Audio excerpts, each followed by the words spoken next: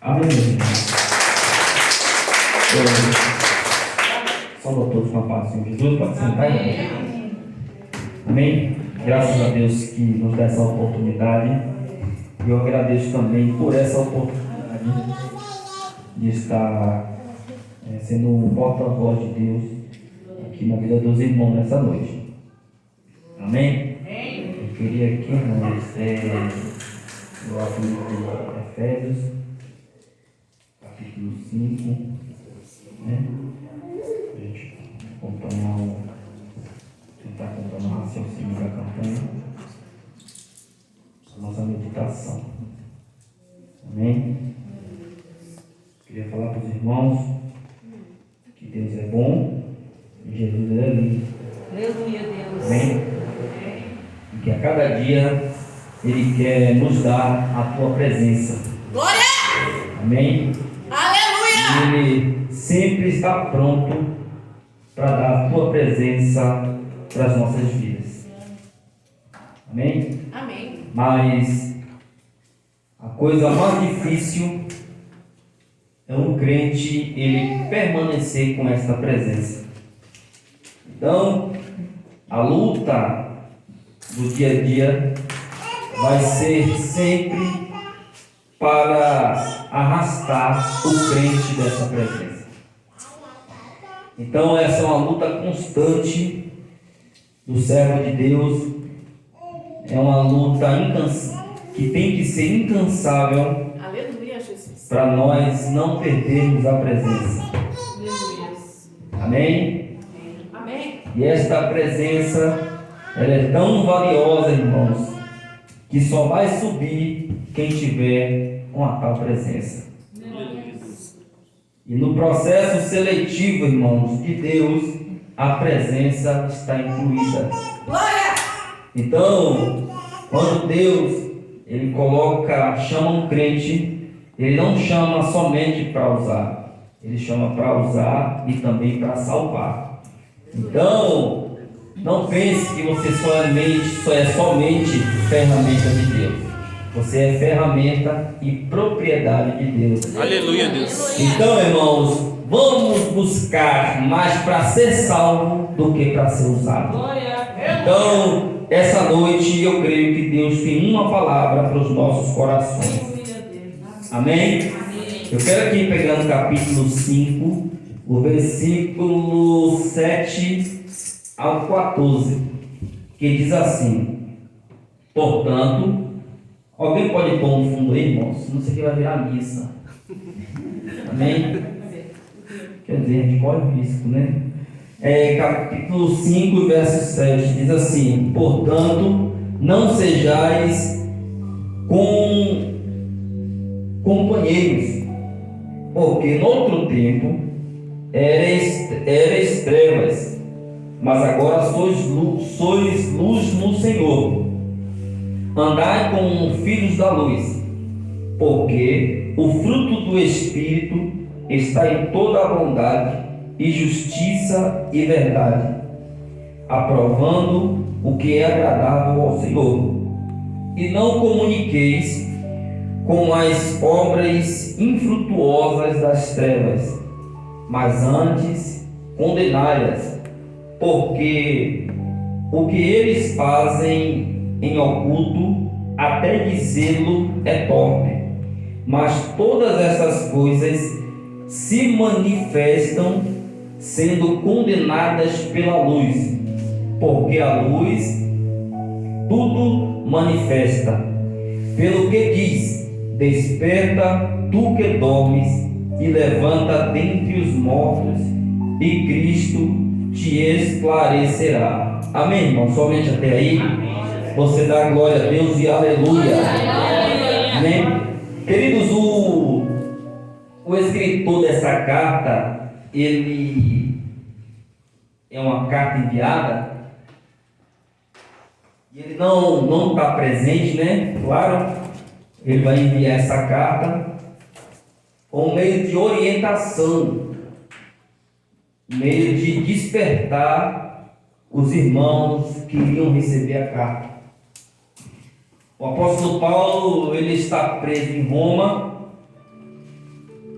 E o apóstolo Paulo tem uma preocupação com essa igreja em orientá-la no quesito espiritual.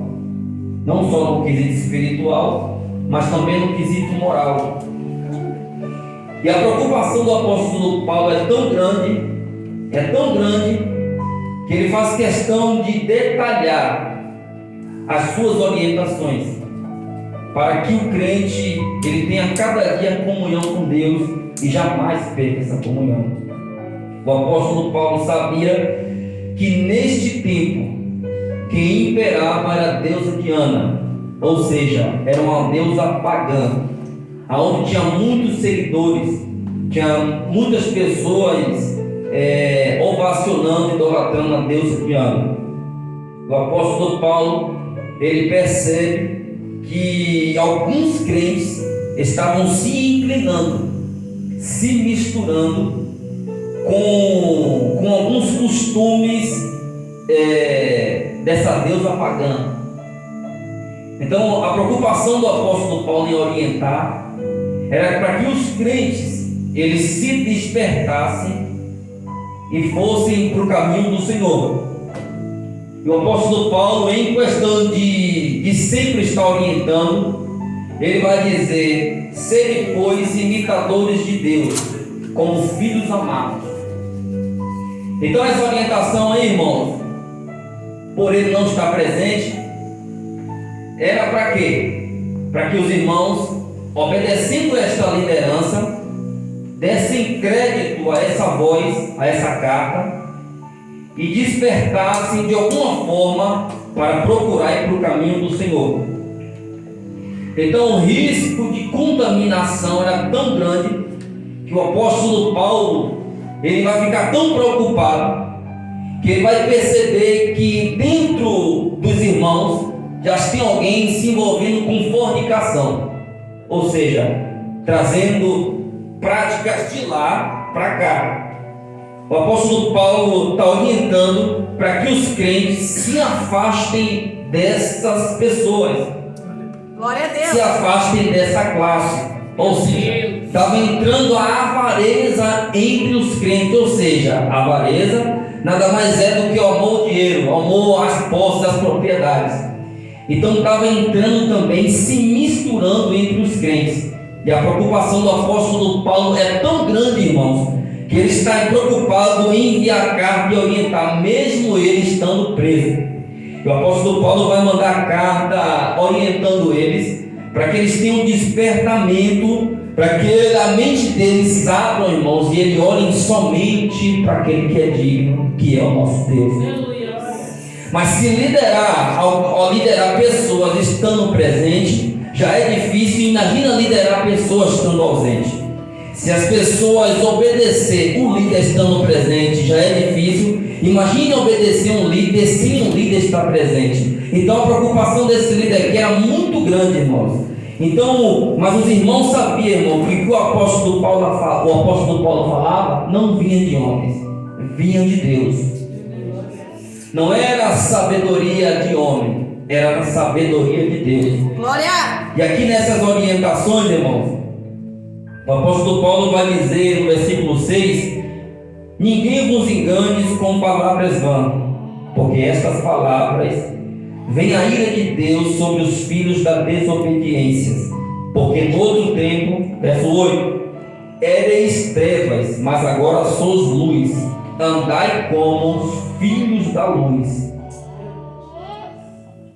A orientação é sobre esse misticismo que esse povo estava.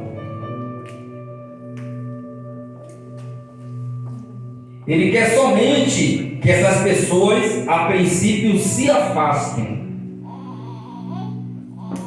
se distanciem um pouco.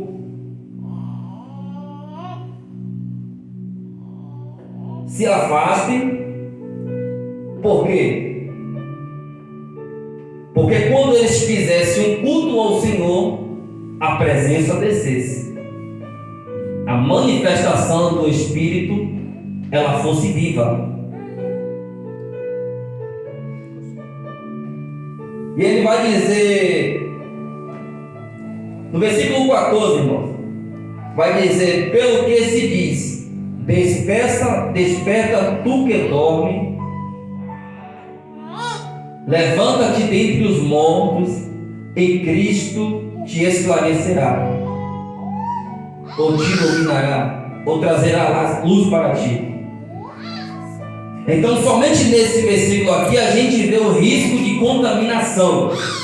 Ele vai dizer: desperta tu que dormes. Não é dormir entre os vivos, era dormir entre os que estavam mortos.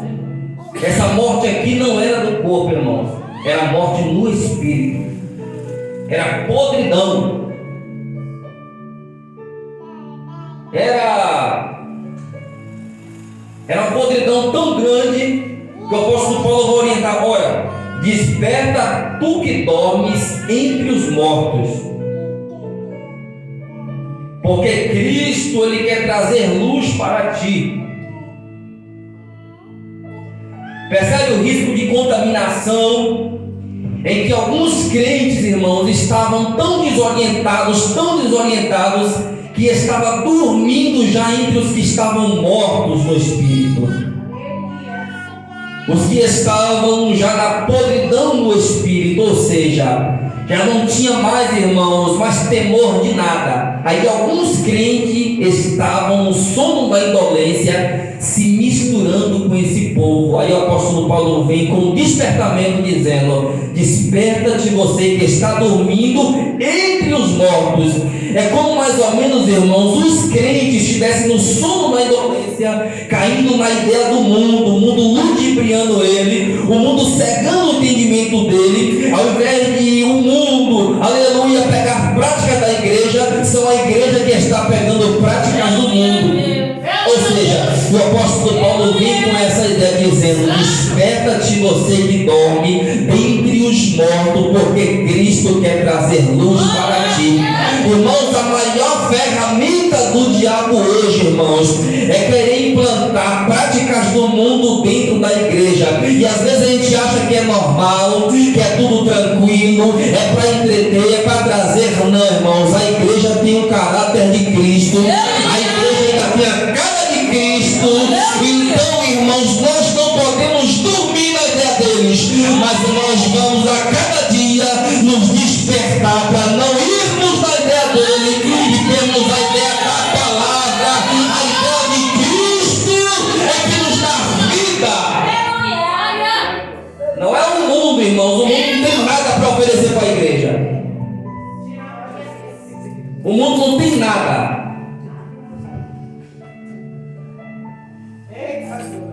É a igreja que tem para o mundo.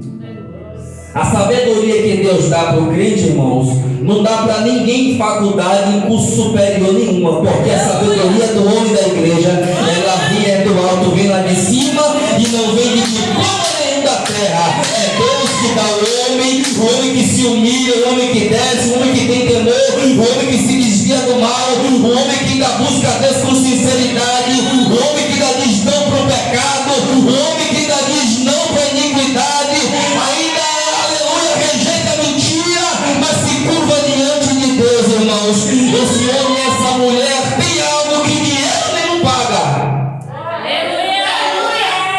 Dinheiro nenhum paga, irmão. O que Deus dá para a igreja.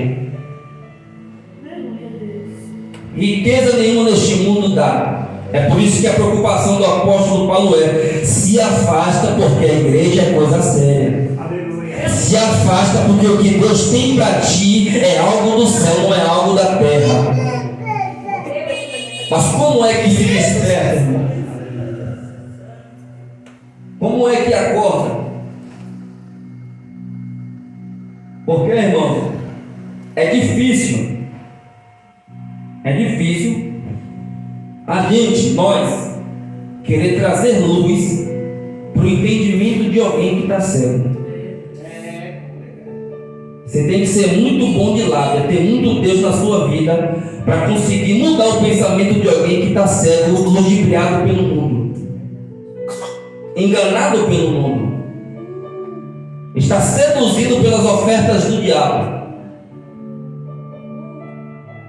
Imagina para esse líder que está vendo a bagunça toda na igreja e está escrevendo carta para parar com essa bagunça, para os crentes não ir para lá, para os crentes não se misturar, para não entrar na ideia do mundo, para não entrar no paganismo, para não entrar na idolatria. Aí Deus está dizendo para a igreja de Éfeso o seguinte: olha, se afasta, porque o que Deus tem para a igreja, irmãos, o mundo não tem. Aleluia, Deus é de honra, não tem, porque o que a igreja tem, quem deu foi Jesus lá no Calvário, quando morreu por mim e também morreu por ti. Se você está aqui hoje, irmão, não é porque você é bonito, não é porque você tem o carro do ano, não é porque o seu dente é branco, não é porque o seu cabelo é liso, não é porque a sua conta bancária tem dinheiro lá, não, irmãos. É porque Deus um dia enviou seu filho, morreu lá na cruz, para que eu e você estivesse aqui hoje dizendo glória a Deus, aleluia,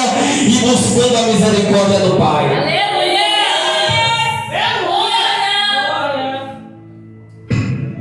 Aí, irmão, o evangelho hoje, no Brasil e no mundo, ele está tão misturado que o mundo está entrando nas igrejas. Práticas mundanas os irmãos estão adotando.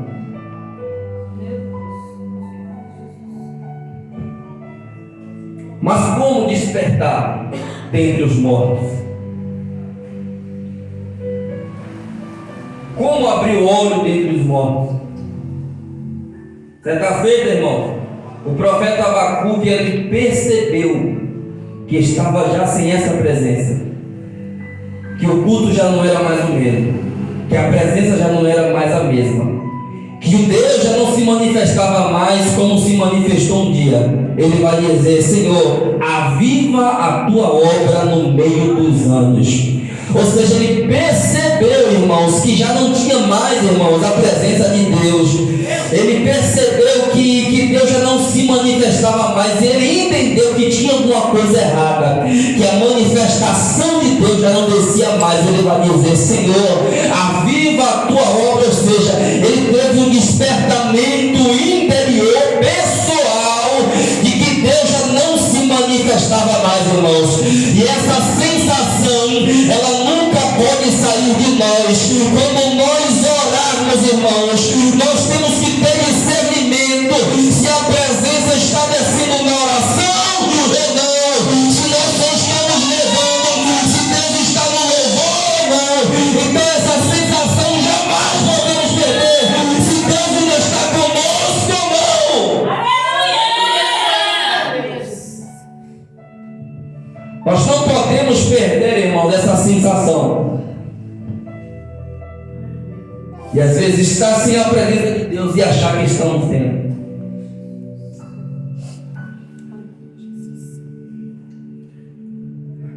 Abacuque entendeu, irmãos, que esse mover precisava voltar. Não só o mover, mas a presença viva nos promovedores do mover. Aleluia.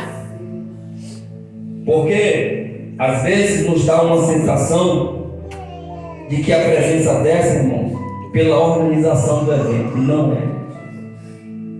A presença desce pelo relacionamento pessoal dos organizadores do evento. Aleluia, Deus. Pelos organizadores do culto, pelos organizadores do louvor, pelos ensaios dos que estão louvando, pela oração dos que estão dirigindo, pelo relacionamento pessoal daqueles que estão pregando. Então, irmãos, a presença de Deus, irmãos, ela não se manifesta quando nós preparamos uma boa mensagem, não.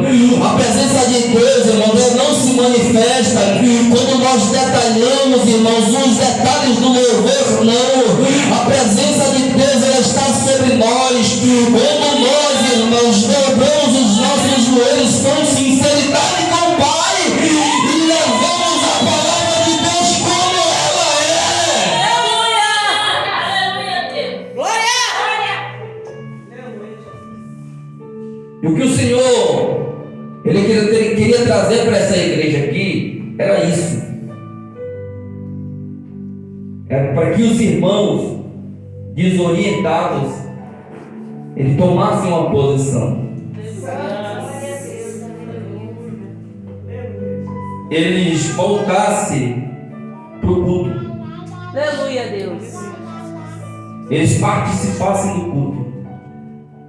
Ele fosse uma brasa viva naquele culto.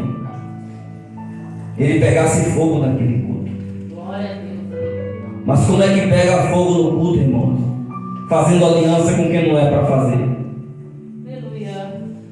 Como é que pega fogo no culto, irmãos? Se nós, às vezes, entramos, como estava essa igreja aqui, no mesmo padrão do mundo.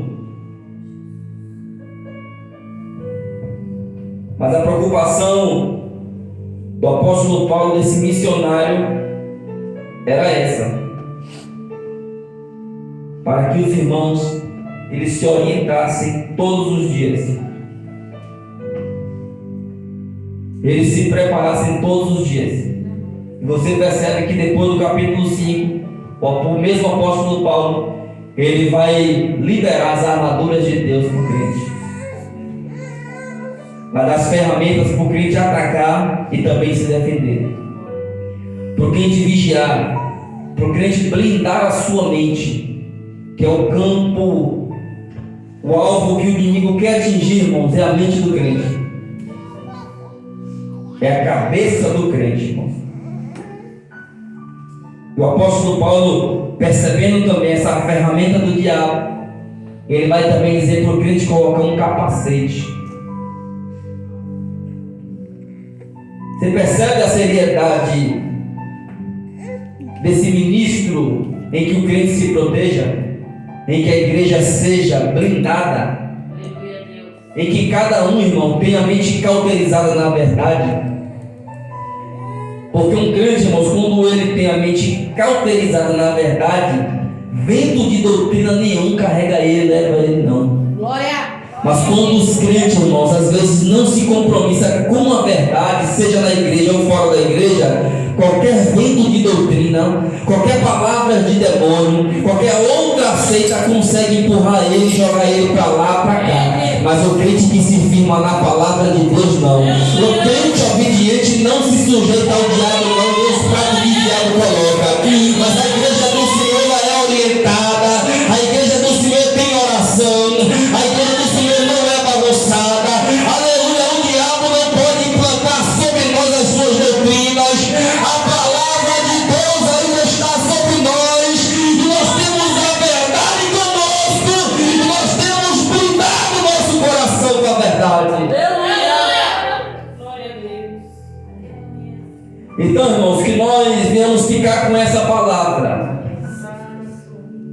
que nós temos que nos firmar em Cristo. Aleluia, Deus. Nós temos que nos firmar na verdade. E vento de doutrina nenhuma, irmãos, pode nos levar, pode mudar o nosso pensamento, pode nos colocar um contra os outros. Não, irmãos, nós somos unidos na fé. E a mesma orientação que Cristo deixou, aleluia, para uma igreja, irmãos, ela cabe sobre todas as denominações no Brasil e no mundo. Aleluia, seja qual for a placa da igreja, irmãos, a orientação é a mesma. Sem santificação, ninguém verá o Senhor. Sem compromisso com Deus, ninguém também verá o Senhor. O Senhor, irmãos, naquele grande dia vai passar a peneira, irmãos. Muitos vão ficar, muitos, aleluia, não vai subir, irmãos, porque ele não está preocupado com a salvação, não. Ele está preocupado em ser vaso, ele está preocupado em viajar, ele está preocupado em ir e vir,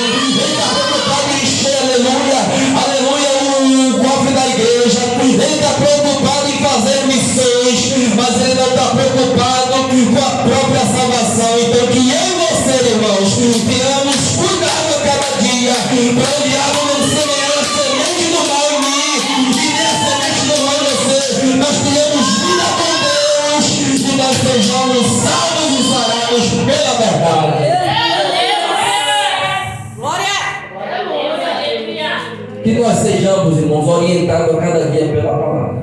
Aleluia! É por isso que essas cartas, irmãos, de Atos para frente, ela é chamada carta doutrinária.